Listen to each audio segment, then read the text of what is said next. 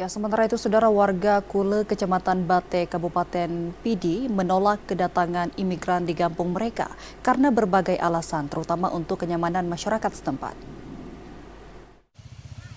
Warga Kule, Kecamatan Bate, Kabupaten Pidi menolak kedatangan imigran di kampung mereka karena berbagai alasan, terutama untuk kenyamanan masyarakat setempat.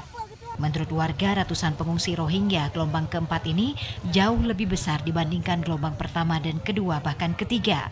Saat ini mencapai 241 orang.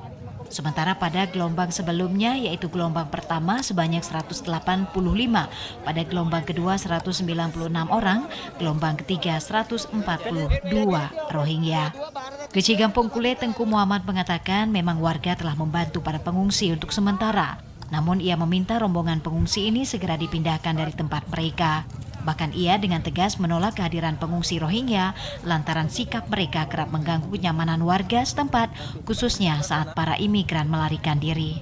Terima orang Rohingya di sini karena terasa terusik dan terganggu. Tolong kepada pihak-pihak mau dibawa kemana terserah.